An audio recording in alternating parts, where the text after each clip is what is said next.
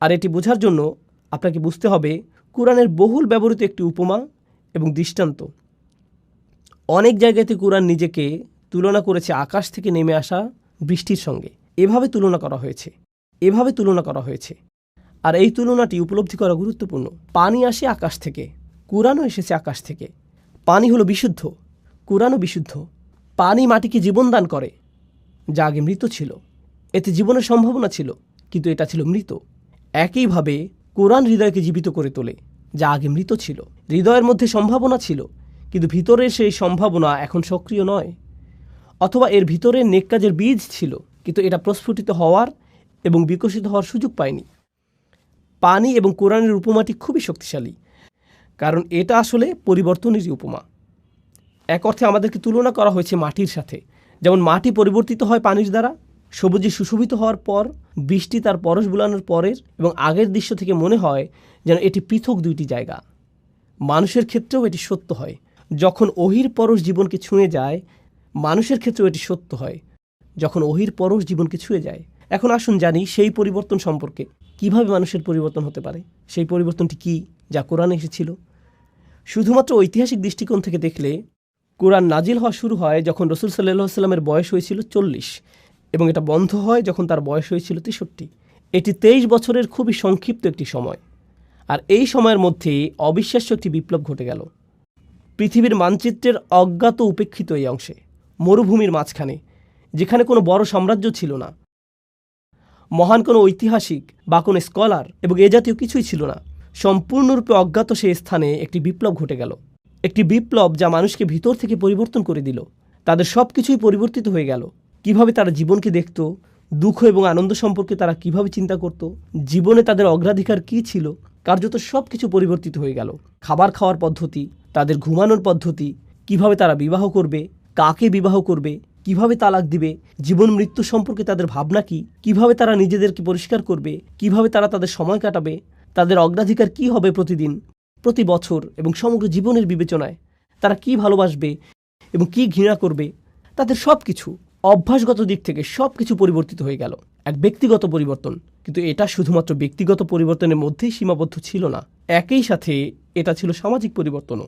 ব্যবসা চালানোর পদ্ধতিতে পরিবর্তন আসলো, অর্থনীতির বিন্যাস পরিবর্তিত হলো, মানুষ যেভাবে একে অপরের সাথে ব্যবহার করত তার পরিবর্তন আসলো, নারী এবং পুরুষের অধিকারগুলো কি এবং সমাজে তারা কিভাবে একে অপরের সাথে মেলামেশা করবে, কিভাবে বিভিন্ন অর্থনৈতিক শ্রেণীর মানুষেরা একে অপরের সাথে ব্যবহার করবে, জনগণের প্রতি সরকারের আচরণ কী হবে, সরকারের প্রতি জনগণের আচরণ কী হবে, কোন আদর্শ এবং মূল্যবোধ সমাজের আচার আচরণকে নির্ধারণ করবে, যুদ্ধের নীতি বা কী হবে, যুদ্ধ কিভাবে পরিচালিত হবে। এক কথায় এমনকি সমাজের ক্ষেত্রেও মূল্যবোধ পদ্ধতিতে সম্পূর্ণ বৈপ্লবিক পরিবর্তন এসেছিল এই 23 বছর সময়ের মধ্যে। ঐতিহাসিক দৃষ্টিকোণ থেকে একটি নির্দিষ্ট সমাজে ঘটে যাওয়া এটা ছিল আসলে অভূতপূর্ণ এক পরিবর্তন। উপরন্তু আপনি যদি এই বিষয়টি চিন্তা করেন, এই মানুষগুলোর ছিল হাজার বছরের পুরনো ঐতিহ্য এবং সংস্কৃতি। আর যখন মানুষ শত শত বছর ধরে একটি ঐতিহ্য অনুসরণ করে আসে, তখন তারা এটাতে খুবই অভ্যস্ত হয়ে যায়। পরিবর্তন করা সহজ কোনো কাজ নয়, কিন্তু কিছু একটা ঘটে গেছে এই সময়ের মধ্যে যা তাদেরকে এমনভাবে পরিবর্তন করেছে যার সাথে মানব ইতিহাসের অন্য কোনো পরিবর্তনের তুলনাই হয় না। আর শুধু তাই না, শুধুমাত্র বিশ্ব মানচিত্রের ছোট সেই অংশ পরিবর্তন হয়েই থেমে থাকেনি, বরং এর ফলশ্রুতিতে মাত্র কয়েক বছরের মধ্যেই পৃথিবীর মানচিত্র পরিবর্তিত হয়ে গিয়েছে চিরদিনের জন্য। সেই 23 বছরে যা ঘটে গেছে তার জন্যই আপনি এবং আমরা অনেকেই আজ মুসলিম। এটা একটা অবিশ্বাস্য ধরনের পরিবর্তন যা পৃথিবীকে পরিবর্তিত করে চলছে আজকের দিন পর্যন্ত। এটা শুরু হয়েছিল তখন, আর এর প্রভাব এখনও চলমান। ইতিহাসবিদদের দৃষ্টিকোণ থেকে একে দেখতে পারেন, রাষ্ট্রবিজ্ঞানের দৃষ্টিকোণ থেকে, সমাজবিজ্ঞানের দৃষ্টিকোণ থেকে, অর্থনীতিবিদের দৃষ্টিকোণ থেকে। তারা এই পরিবর্তনকে পর্যবেক্ষণ করতে পারে এবং পরিমাপ করতে পারে এবং দেখতে পারে কিভাবে মানচিত্র পরিবর্তিত হয়েছে, কিভাবে রাজনীতি পরিবর্তিত হয়েছে, কিভাবে ইসলাম বিস্তার লাভ করেছে। সবচেয়ে অবিশ্বাস্য যে পরিবর্তন ঘটেছিল তা ছিল একটি পরিবর্তন, আর তা হলো মানুষের হৃদয়ের মধ্যকার পরিবর্তন। মানুষের ভিতরে কিছু একটা পরিবর্তিত হয়েছিল। আপনি হয়তো বলবেন বাইরের কথা, যে পৃথিবী দেখতে কতই না সবুজ। কোরআন বলছে ভেতরে সেই বীজটির কথা যা সেই পরিবর্তন ঘটিয়েছিল। এটি সকল পরিবর্তনের মূল, আর এটাই আমরা বোঝার চেষ্টা করছি এই আলোচনায়। এই ছিল সূরাটির ভূমিকা এবং এ বিষয়ে আমার কিছু মন্তব্য। এখন আমি আরও 3টি বিষয় আপনাদের সাথে আলোচনা করব। আবারও সংক্ষেপে সেগুলো বর্ণনা করছি। প্রথমত আপনাদের সাথে আলোচনা করব প্রথম আয়াতে উল্লেখিত আল্লাহর 4টি নাম নিয়ে। তারপর আপনাদের সাথে আলোচনা করব দ্বিতীয় আয়াতে উল্লেখিত রাসূল সাল্লাল্লাহু আলাইহি সাল্লামকে যে 4টি কাজ দেওয়া হয়েছিল তা নিয়ে। আর তৃতীয়ত আমরা এই সবগুলোকে একসাথে নিয়ে আসব এবং বোঝার চেষ্টা করব কিভাবে আমরা আমাদের নিজেদেরকে পরিবর্তিত করতে পারবো। তো আসুন প্রথম আয়াতটি দিয়ে শুরু করা যাক। বিসমিল্লাহির রহমানির রহিম। ইউসাব্বিহু লিল্লাহি মা ফিস সামাওয়াতি ওয়া মা ফিল আরদিল মালিকিল কুদ্দুসিল আজিজিল হাকিম। আমি আপনাদের জন্য সরল অনুবাদ করছি। আকাশ এবং পৃথিবীর সব কিছু আল্লাহর পারফেকশন ঘোষণা করছে এবং তারা এটা করে যাবে। তিনি রাজা, পবিত্র, কর্তৃত্বের অধিকারী, বিজ্ঞ। এটা সরল অনুবাদ, যার মধ্যে আমি মনোযোগ দিব আল্লাহর এই 4টি নামের উপর। তারপর আমরা এগুলো নিয়ে কিছুটা বিস্তারিত আলোচনা করব। আরও একবার সরল অনুবাদ করি। আকাশের সব কিছু এবং পৃথিবীর সব কিছু ঘোষণা করে এবং ঘোষণা করতে থাকবে আল্লাহর পারফেকশন, যিনি রাজা, পবিত্র, কর্তৃত্বের অধিকারী, বিজ্ঞ। রাজা, পবিত্র, কর্তৃত্বের অধিকারী, বিজ্ঞ। তো আসুন এখন এই নামগুলোর প্রত্যেকটি নিয়ে কিছুটা আলোচনা করা যাক। আর আমি যেটা দিয়ে শুরু করতে চাই, এই বিষয়ে ইমাম ফখরুদ্দিন আল রাজির একটা পর্যবেক্ষণ দিয়ে, যিনি আল্লাহর এই 4টি নাম নিয়ে একসাথে চিন্তা করেছেন।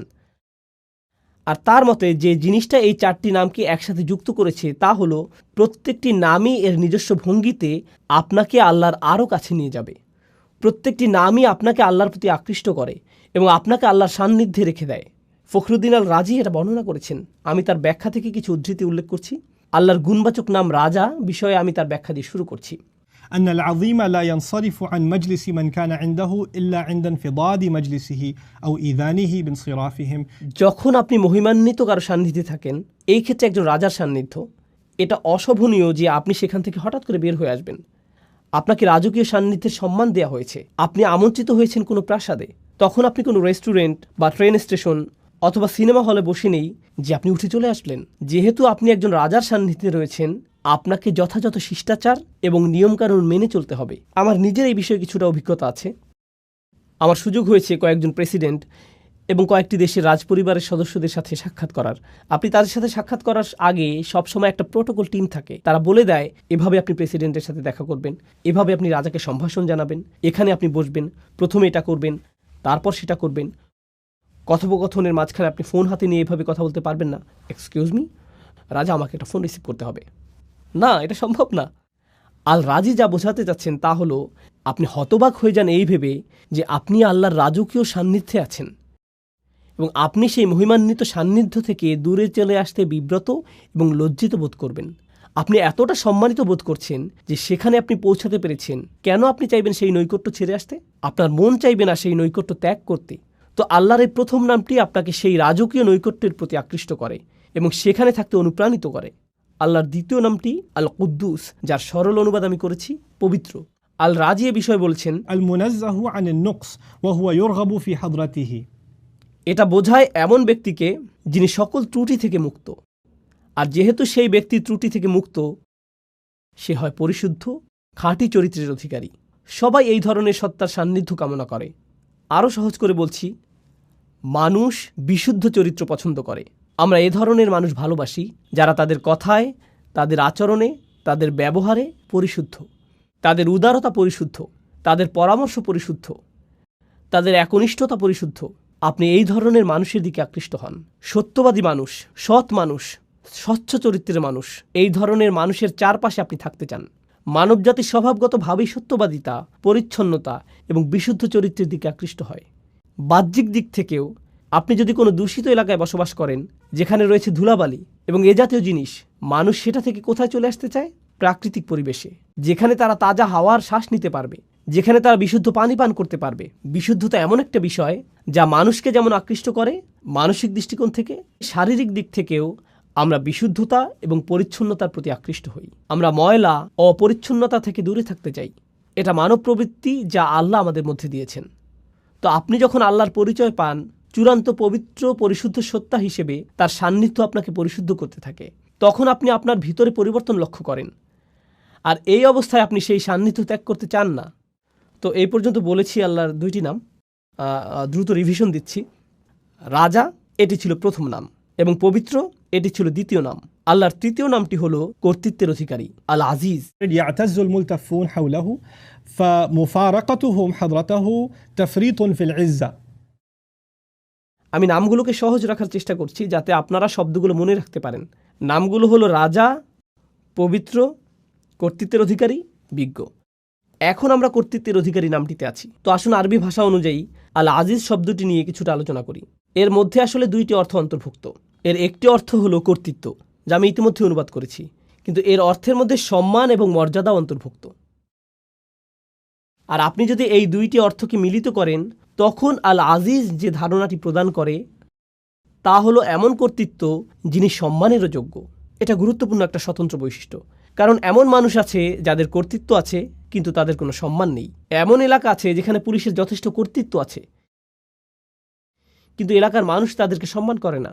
এমন মানুষ থাকতে পারে যার সম্মান আছে, একজন শিক্ষক, কিন্তু তার কোনো কর্তৃত্ব নেই। এরকমও ঘটতে পারে। কিন্তু আল আজিজ হলেন এমন সত্তা যার কর্তৃত্ব আছে এবং তিনি একই সাথে সম্মানিত। আল রাজি বলেছেন কেন এই নামটি আকর্ষণকারী।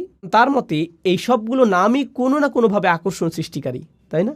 এগুলো আপনাকে আল্লাহর নিকটবর্তী করে। তিনি বলেন এই গুণটিও রাজার মতো।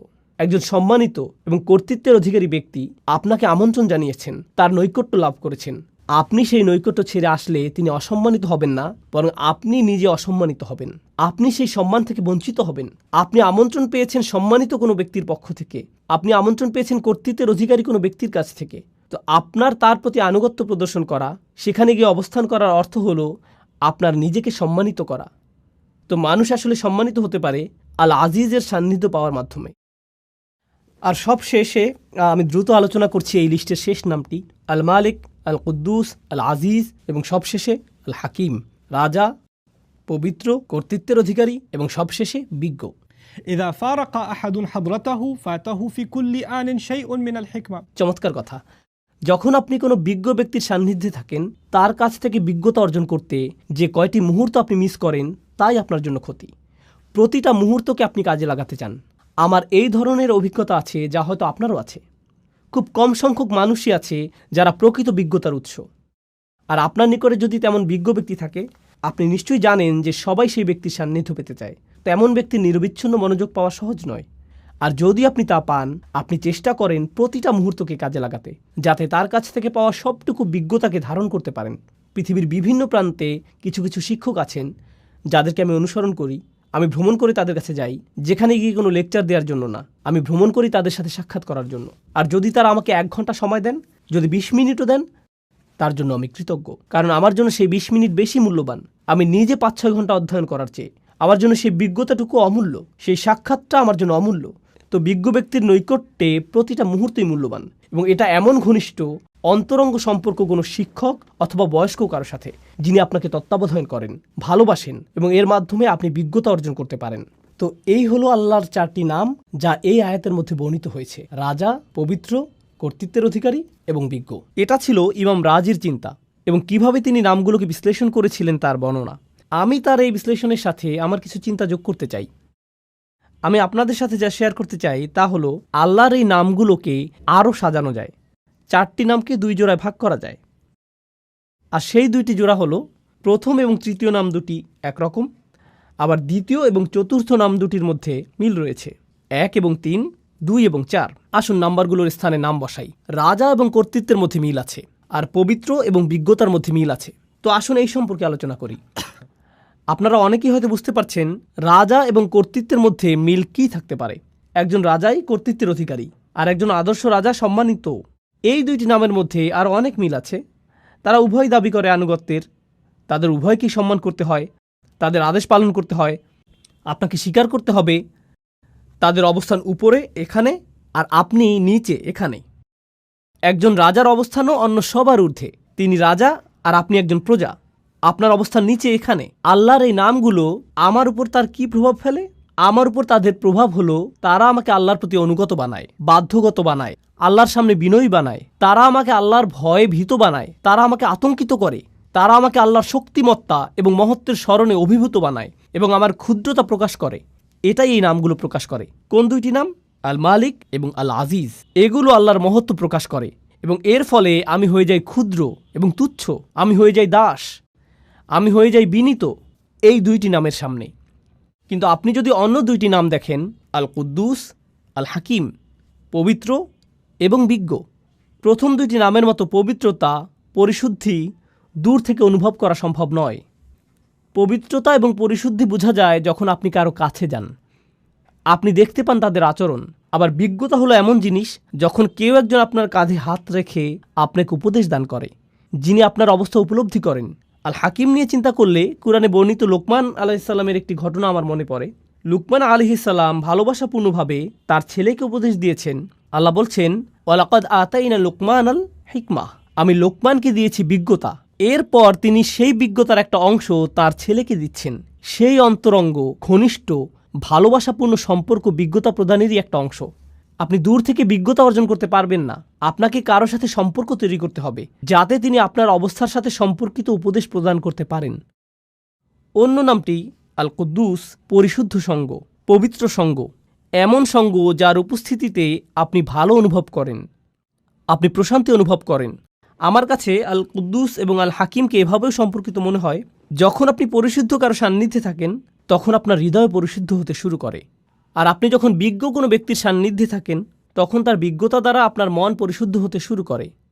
তো হৃদয় এবং মন পবিত্র হয় আল কুদ্দুস এবং আল হাকিম দ্বারা। তো দুইটি নাম হলো দূরত্বসূচক, রাজকীয়, মহিমান্বিত, এমনকি ভয় সৃষ্টিকারী। আর অন্য দুইটি নাম নৈকট্যসূচক, বন্ধুত্বপূর্ণ, তারা আপনাকে কাছে টানে। এটা থেকে মনে হয় যেন এই নামগুলো বোঝায় দূরে, কাছে, বারে বারে দূরে রাখা এবং কাছে টানার প্রক্রিয়া চলছে। আমার এবং আল্লাহর মধ্যে সম্পর্কের ক্ষেত্রে এই নামগুলোর যে বিপরীতধর্মী প্রতিক্রিয়া, তা আসলে খুবই চমৎকারভাবে কোরআনে বর্ণিত হয়েছে। আর আল্লাহর সাথে আমার সম্পর্কের ক্ষেত্রে এই উভয় অবস্থাই দরকারি। প্রথমে আমি আপনাদেরকে এর একটা উদাহরণ দিতে চাই। এক্ষেত্রে আমার প্রিয় উদাহরণটি হলো মূসা আলাইহিসসালামের উদাহরণ। যখন তিনি আগুন দেখতে পেলেন, তিনি ছিলেন তার পরিবারের সাথে, আর তখন তিনি পাহাড়ের উপর আগুন দেখতে পেলেন। তিনি তার পরিবারকে বললেন, তোমরা এখানে থাকো, আমি আগুন দেখতে পেয়েছি, সম্ভবত আমরা সেখান থেকে পথ চলার নির্দেশনা পাব। তিনি বুঝতেই পারেননি যে উপরে গিয়ে তিনি আল্লাহর সাথে কথা বলবেন। যখন তিনি সেখানে গেলেন তখন প্রথম অনুভূতি কী ছিল? আল্লাহ বলেছেন, ইয়া মূসা ইন্নী আনা রব্বুক ফাখলা'আন আলাইক, মূসা, নিঃসন্দেহে আমি তোমার প্রভু, অতএব জুতা খুলে প্রবেশ করো। ইন্নাকা বিল ওয়াদিল মুকাদ্দাসি তুয়া, নিঃসন্দেহে তুমি পবিত্র তুয়া উপত্যকায় আছো। তিনি ভয় পেয়ে গেলেন। আল্লাহ মূসা আলাইহিস সালামের উপর তার প্রভুত্বকে প্রতিষ্ঠিত করলেন। তিনি একজন দাস মাত্র, জুতা খুলে ফেলো, যথাযথ সম্মান প্রদর্শন করো।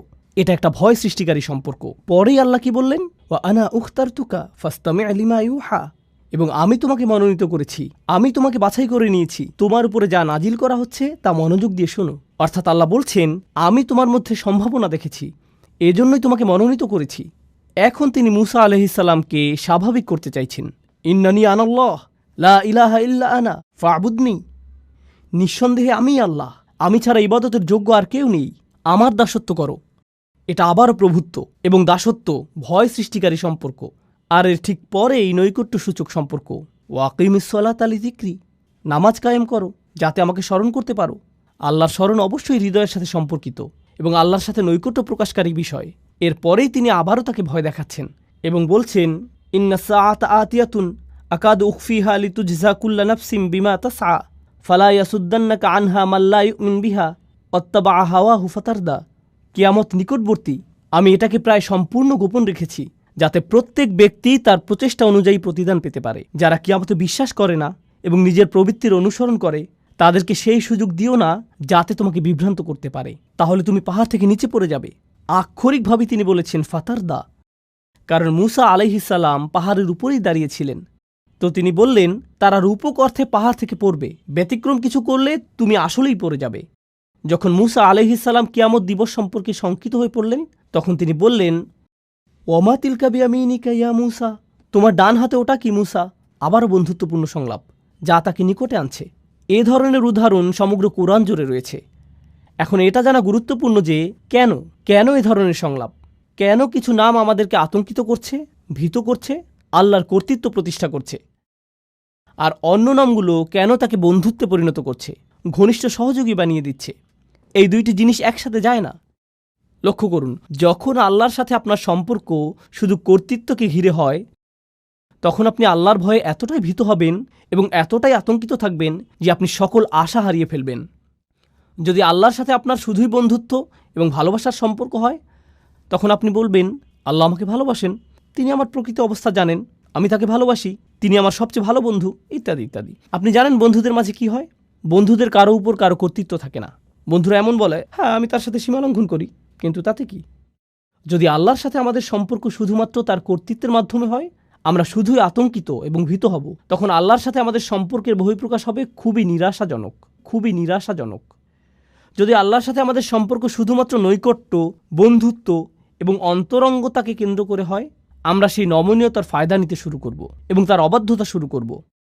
আল্লাহ এই দুইটি জিনিসের মধ্যে ভারসাম্য রক্ষা করেছেন, যেমন তিনি ভয় এবং আশার মধ্যে ভারসাম্য রক্ষা করেছেন, কর্তৃত্ব এবং নৈকট্যের ক্ষেত্রেও একইভাবে ভারসাম্য রক্ষা করেছেন।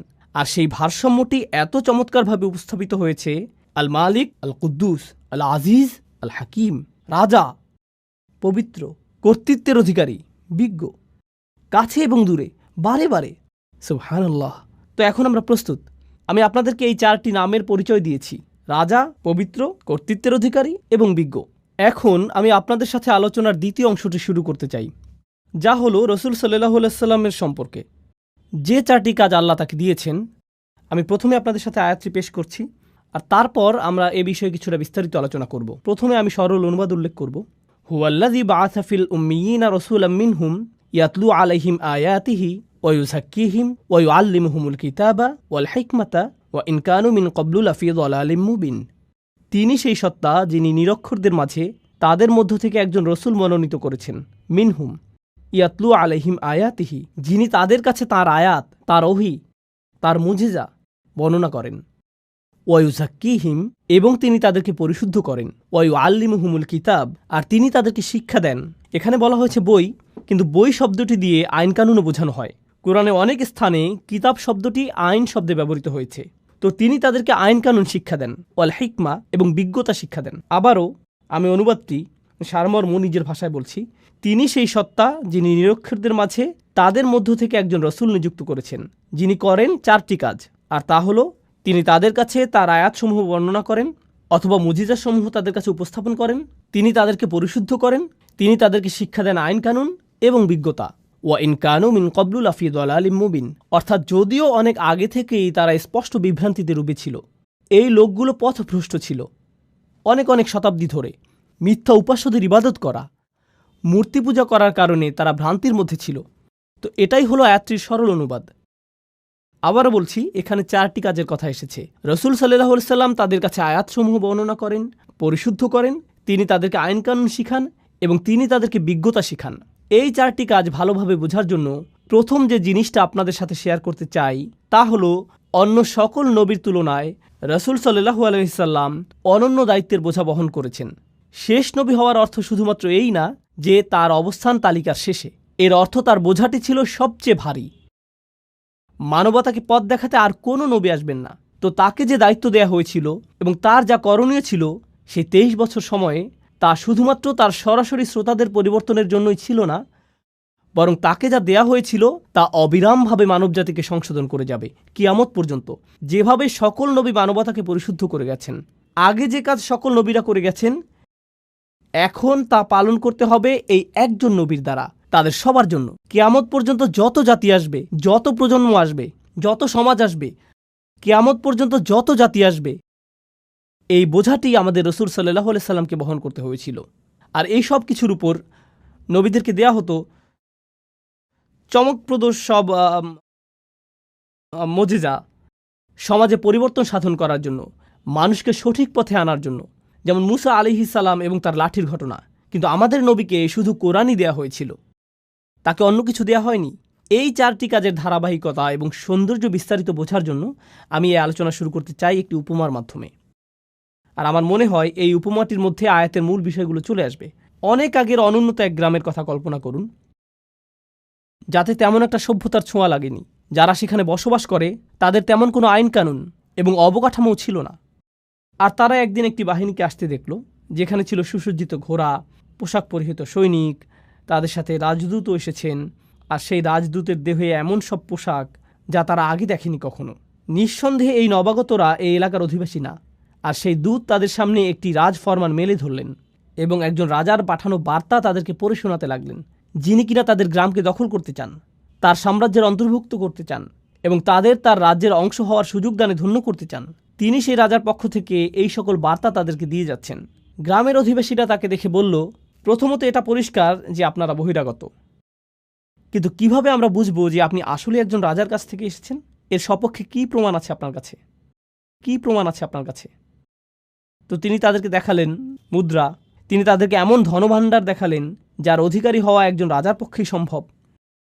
তিনি তাদেরকে এমন কিছু নিদর্শন দেখালেন যাতে প্রকাশ পায় যে তিনি আসলে একজন রাজপ্রতিনিধি। যদি তারা সন্তুষ্ট হয়, তারা বলবে, আমরা তার কথা শুনে দেখব, আমরা শুনতে চাই এই রাজার কি বক্তব্য। আমরা বেশ চমৎকৃত হয়েছি এই বাহিনী এবং এর সাথে যা কিছু তিনি নিয়ে এসেছেন এবং তার রাজকীয় প্রমাণাদি দেখে। আমরা তার প্রস্তাবটি বিবেচনা করব। এখন আপনি যদি সেই বাহিনীর সাথে গিয়ে রাজার সাথে সাক্ষাৎ করতে যান, তাহলে আপনাকে সবচেয়ে সুন্দর পোশাকটি পরিধান করতে হবে, আপনাকে রাজদরবারের রীতিনীতি মেনে চলতে হবে, আপনাকে নিজেকে পরিশুদ্ধ করতে হবে, আপনাকে নিজেকে পরিচ্ছন্ন করতে হবে। আয়াতে আমরা যা শিখছি তার সাথে মিলাতে থাকুন। আপনি রাজার সাক্ষাৎ পেলেন, আর রাজা আপনাকে বললেন, যদি তোমরা আমার রাজ্যের অন্তর্ভুক্ত হতে চাও, এই আইনকানুনগুলো তোমাদের মেনে চলতে হবে, এই বিধিবিধানগুলো এখন থেকে পালন করতে হবে, এটাই হবে তোমাদের সংবিধান। আর সেই দূত আস্তে আস্তে এই মানুষগুলোকে গড়ে তুললেন, আর তারা একের পর এক রাজ্যের আইনগুলো তাদের সমাজে বাস্তবায়িত করতে লাগলো। একসময় তারা নিজেরাও হয়ে উঠল পরিশুদ্ধ, সুপ্রশিক্ষিত, সুপ্রতিষ্ঠিত, পরিশীলিত একটি সমাজ। আর যখন তারা প্রশিক্ষিত হতে শুরু করে, তখন তারা পরিশীলিত জাতিতে পরিণত হওয়ার সুফল উপলব্ধি করতে শুরু করে।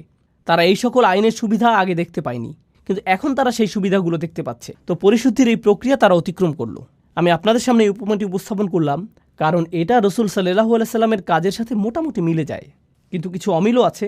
মিলগুলো হলো, রসুল সাল্লাল্লাহু আলাইহি সাল্লাম যেই মানুষগুলোর মধ্যে এসেছিলেন, তারা তাদের রাজার কাছ থেকে কোনো বাণী পায়নি অনেক অনেক প্রজন্ম ধরে। ওয়া ইন কানু মিন ক্বাবলু লাফি যালালিম মুবিন। রসুল সাল্লাল্লাহু আলাইহি সাল্লাম প্রথম কোন কাজটি করলেন? তিনি আল্লাহর আয়াতগুলো বর্ণনা করেছিলেন। মানুষ কোরআনের বাণী শুনল, আর তিনি দাবি করেছিলেন যে এটা এসেছে আল্লাহর কাছ থেকে। তারা বলল, কিভাবে আমরা বুঝবো যে এটা আল্লাহর কাছ থেকে এসেছে? কি প্রমাণ আছে আপনার কাছে যে এটা আল্লাহর বাণী? আল্লাহর বাণীগুলো এতটাই শক্তিশালী, এতটাই অভিজাত, এতটাই অনুকরণীয়, আপনার পক্ষে এর মতো কিছু তৈরি করা সম্ভব না। এর প্রভাব এতটাই অভিভূতকারী যে যারা এটা শুনবে তারা তৎক্ষণাৎ বুঝতে পারবে যে এই কথাগুলো কোনো মানুষের কথা নয়। তারা আল্লাহর বাণীর মুজিজা সরাসরি উপলব্ধি করেছিল, আর শুধুমাত্র এটাই তাদেরকে বিনয়াবনত করেছিল। এরকম নজিরও রয়েছে, যখন মানুষ রসুল সাল্লাল্লাহু আলাইহি সাল্লামের সাথে বিতর্ক করতে এসেছিল, তখন তিনি আয়াত পাঠ করতে করতে এমন আয়াতে গেলেন যেখানে আল্লাহ আদেশ করেছেন সবাইকে সিজদায় অবনত হওয়ার জন্য। এরকম ঘটেছে, কাফেরদের সম্পূর্ণ জনসমাবেশ সেখানে সিজদায় পড়ে গিয়েছিল। এরকম ঘটেছে, কোরআনের বাণী তাদেরকে অভিভূত করে ফেলেছিল। এই প্রথম কাজটি রসুল সাল্লাল্লাহু আলাইহি সাল্লাম করেছেন, মানুষকে কোরআনের শক্তিশালী মুজিজার সাথে পরিচয় করিয়েছেন। ইয়াতলু আলাইহিম আয়াতিহি, তিনি এটা তাদের কাছে উপস্থাপন করেছেন। আর যখন উপস্থাপন করলেন, তারা বিস্ময়ে অভিভূত হয়ে গেল।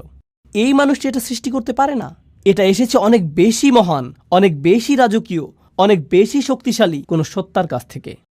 কিছু মানুষ এই বাণীগুলোর দ্বারা এতটাই অভিভূত হয়ে গেল যে তারা সংকল্প করল যে তারা এই বাণীকে গ্রহণ করে নিবে, এবং তারা উপলব্ধি করল যে এখন তাদেরকে পরিশুদ্ধ হতে হবে। এই সকল মানুষেরা তখন রসুল সাল্লাল্লাহু আলাইহি সাল্লামকে সঙ্গ দিয়েছিলেন। তারা তার চারপাশে থাকতেন, তাকে ঘিরে থাকতেন, তারা তাকে কেন্দ্র করে একটি সমাজ গড়ে তুলল, আর তিনি তাদেরকে সার্বক্ষণিকভাবে আল্লাহর স্মরণে রেখেছিলেন।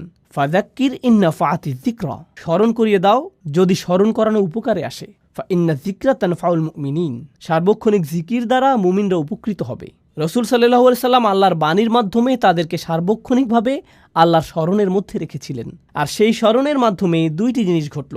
তাদের হৃদয় পরিশুদ্ধ হতে শুরু করলো লোভ থেকে, হিংসা থেকে, বস্তুবাদ থেকে, দুনিয়াবি প্রয়োজন এবং দুশ্চিন্তা থেকে। আল্লাহর সাথে তাদের হৃদয়ের সম্পর্ক ক্রমশ জোরালো হতে লাগলো, আর এই পৃথিবীর সাথে ধীরে ধীরে সম্পর্কহীন হতে লাগলো। তারা চারপাশকে আরও পরিশুদ্ধ এবং সৌন্দর্যমণ্ডিতভাবে দেখতে লাগলো। তবে তাদের মনও পরিশুদ্ধ হতে শুরু করলো, তাদের চিন্তা পদ্ধতিতে পরিবর্তন আসা শুরু করলো। তারা বিভিন্ন বিষয়কে সমালোচনার দৃষ্টিতে দেখতে লাগলেন, যা আগে করেননি। তারা এমন সব বিষয়কে সমাদর করতে শুরু করলেন। এই পরিশুদ্ধি ঘটেছিল তাদের অবিরত ওহির জ্ঞানের সংস্পর্শে থাকার কারণে। ওয়ায়ুযাক্কিহিম, তিনি তাদেরকে পরিশুদ্ধ করেছেন। আর যখন তারা পরিশুদ্ধির একটা নির্দিষ্ট স্তরে পৌঁছলেন, তখন তাদের হৃদয় এবং মন সম্পূর্ণভাবে আল্লাহর নিকট সমর্পিত হয়ে গেল। আর আগেই তারা আল্লাহর মুজিজার দ্বারা অভিভূত হয়েছিলেন। এভাবেই তারা সবচেয়ে শক্তিশালী মানুষে পরিণত হলেন, এমন মানুষ যারা সবকিছু ছাড়তে প্রস্তুত ছিলেন। অবশেষে আল্লাহ তাদেরকে আইনের বিধিবিধান প্রদান করলেন। যখন তিনি বললেন নির্দিষ্ট কিছু খাবার যা তোমরা আজীবন খেয়ে এসেছো তা এখন থেকে আর খেতে পারবে না? নির্দিষ্ট কিছু পানীয় যা ছিল নেশা সৃষ্টিকারী, মদ এবং অ্যালকোহল, যা তোমরা সারা জীবন উপভোগ করে এসেছো, আজকে থেকে এটা তোমাদের জন্য নিষিদ্ধ। নির্দিষ্ট কিছু পোশাক, নারীরা নিজেদেরকে সুসজ্জিত করতে, চকমকে পোশাক পরতে এবং সামাজিক অনুষ্ঠানীতিতে যেতে পছন্দ করত। আর তারপর কোরআন বলল, না, আজকে থেকে তোমরা অন্যভাবে পোশাক পরিধান করবে, এবং তাদেরকে আইনের বিধিবিধান দিল। যখন আল্লাহ আইনের বিধিবিধান দিলেন, এই মানুষগুলো তৎক্ষণাৎ প্রস্তুত ছিলেন তা বাস্তবায়নের জন্য। কেন এরকম ঘটল? কারণ দীর্ঘ একটা সময় ধরে দুইটি বিষয় ঘটে গিয়েছিল। ইয়াতলু আলাইহিম আয়াতিহি, তারা অভিভূত হয়েছিল আল্লাহর মুজিজাত দ্বারা, তারা আল্লাহর বাণীর কাছে বিনয়াবনত হয়েছিল এবং অবিরত তারা কোরআনের স্মরণ দ্বারা পরিশুদ্ধ হয়েছিলেন। এরপর অবশেষে তারা প্রস্তুত হয়েছিলেন আইন মানার জন্য। এই বিষয়ে হযরত আয়েশা রাদিয়াল্লাহু তাআলা আনহার উক্তিটি স্মরণীয় হয়ে থাকবে, লাউ আউয়ালা মা নাযালা মিনাল কুরআন লা তাশরবুল খামার লাকুল্লা আল্লাহি লান নাতরুকাল খামারা আবাদা। তিনি বলেছেন, কুরআন নাজিলের প্রথমেই যদি বলা হতো যে মদ পান করো না, তাহলে আমরা বলতাম আমরা কখনোই মদ ছাড়ব না, আমরা কখনোই এটা ত্যাগ করতাম না, কারণ তখন আমরা পরিশুদ্ধ হইনি। এটাই তিনি বোঝাতে চেয়েছেন। এখানে ওয়ায়ু আল্লিমহুমুল কিতাব, অর্থাৎ তিনি তাদেরকে কিতাব শিক্ষা দেন, এই অংশটি খুবই শক্তিশালী একটা বিষয় যা আমাদেরকে অনুধাবন করা জরুরি। তো এখানে ইয়াতলু আলাইহিম আয়াতিহি ওয়ায়ু আল্লিমহুমুল কিতাব, অর্থাৎ তিনি তাদেরকে কিতাব শিক্ষা দেন, এই অংশটি খুবই শক্তিশালী একটা বিষয় যা আমাদেরকে অনুধাবন করা জরুরি। ইসলামের আইনকানুনগুলো এরকম না যে শুধুমাত্র বলে দিলাম এটা হারাম, এটা হারাম, ওটা হারাম। আপনি যদি আসলেই চান যে তারা পরিবর্তিত হোক, তাহলে তাদেরকে কোরআনে বর্ণিত এই একই প্রক্রিয়ার মধ্য দিয়ে যেতে হবে। এখন সব শেষে আসছে অন্তহীন পথ চলার কথা, ওয়াল হিকমা, অর্থাৎ তিনি তাদেরকে বিজ্ঞতা শিক্ষা দেন। কেন আমি এটাকে বলছি অন্তহীন পথ চলা? লক্ষ্য করুন, আইন হলো সীমিত সংখ্যক বিধিবিধানের একটি সমষ্টি। এটা সীমিত কিছু নির্দেশনা, এটা নিষিদ্ধ, এটা নিষিদ্ধ, এটা নিষিদ্ধ, এটা অবশ্য করণীয়। আপনাকে দিনে 5 ওয়াক্ত নামাজ আদায় করতে হবে, সামর্থ্য থাকলে হজে যেতে হবে, আপনাকে রমজান মাসে রোজা রাখতে হবে। আইনের সংখ্যা সীমিত। ইসলামের আইনের সংখ্যা অসীম নয়, কিন্তু বিজ্ঞতা হলো সম্পূর্ণরূপে ভিন্ন একটি বিষয়। বিজ্ঞতা হলো অসীম, সমগ্র জীবনব্যাপী সাধনা। কোরআন শুধুমাত্র আমাদেরকে আইন দিতে আসেনি, কোরআন এসেছে সারা জীবনব্যাপী পাওয়া যায় এমন বিজ্ঞতা দিতে। আমার সমগ্র জীবন যদি ব্যয় হয় কোরআন থেকে বিজ্ঞতা অন্বেষণ করতে, তবুও সামান্য কয়েক ফোঁটা অর্জন করেই আমাকে পৃথিবী ছাড়তে হবে। এটাই বিজ্ঞতার ধরন। তো সবশেষে আল্লাহ আযজা ওয়া জাল্লা বলছেন, তিনি তাদেরকে বিজ্ঞতা শিক্ষা দেন, তিনি তাদেরকে সেই পদ্ধতির শিক্ষা দেন যাতে তারা এই গ্রন্থটির সাথে সম্পর্ক তৈরি করতে পারে এবং এটা থেকে আরও রত্ন আহরণ করতে পারে। আফালা ইয়াতাদাব্বারুনা কুরআন, তারা কি কোরআন নিয়ে গভীর মনোনিবেশ সহকারে চিন্তা করে না? এই প্রক্রিয়াটির কথাই কোরআনে এসেছে। প্রসঙ্গক্রমে বিজ্ঞতা সম্পর্কে আরেকটি বিষয় হলো, বিজ্ঞতা আইনের পেছনের অন্তর্নিহিত বিজ্ঞতাকেও শিক্ষা দেয়। এটা আপনাকে দেখায় যে ইসলাম শুধুমাত্র কিছু বিধিবিধান নয়, এটি আসলে একটি নৈতিক আদর্শ, এটি একটি আধ্যাত্মিক আদর্শ। এই আইনগুলোর মধ্যে আধ্যাত্মিক কল্যাণ রয়েছে, নৈতিক কল্যাণ রয়েছে। আপনি যত বেশি অধ্যয়ন করবেন, আইনের পেছনের এই বিজ্ঞতাগুলো তত স্পষ্ট হতে শুরু করবে। এই হলো পরিবর্তনের 4টি ধাপ যা রাসূল সাল্লাল্লাহু আলাইহি সাল্লামকে দেয়া হয়েছিল। এখন আমি এই আলোচনার মধ্যে আমার প্রিয় অংশটিতে আসছি। তা হলো আপনাদের কাছে উপস্থাপিত এই 4টি ধাপ কিভাবে সেই সমাজকে পরিবর্তন করতে সক্ষম হয়েছিল যা ছিল অন্ধকারাচ্ছন্ন অনেক অনেক প্রজন্ম ধরে। আল্লাহ আমাদেরকে বলছেন যে কোরআনকে অবমূল্যায়ন করা যাবে না। কোরআন এমন বই নয় যা আপনি শুধুমাত্র পড়েই থেমে যান। কোরআন হলো সেই বই যার সাহায্যে আপনি সম্পূর্ণভাবে নিজেকে পরিবর্তন করতে পারেন। আমি আপনাদেরকে আবারও স্মরণ করিয়ে দিচ্ছি রাসূল সাল্লাল্লাহু আলাইহি সাল্লামের এই 4টি কাজ। তিনি আয়াতসমূহ বর্ণনা করেন, তিনি তাদেরকে পরিশুদ্ধ করেন, তিনি তাদেরকে আইন শিক্ষা দেন, তিনি তাদেরকে বিজ্ঞতা শিক্ষা দেন। এই 4টি কাজ আসলে আল্লাহর 4টি নামের সাথে সম্পূর্ণরূপে মিলে যায়, যেগুলো দিয়ে আমি আলোচনা শুরু করেছিলাম। আজকের আলোচনার এই অংশটি হলো আমার সবচেয়ে প্রিয়। আমি সেই 4টি নাম আপনাদের মনে করিয়ে দিচ্ছি: রাজা, পবিত্র, কর্তৃত্বের অধিকারী, বিজ্ঞ।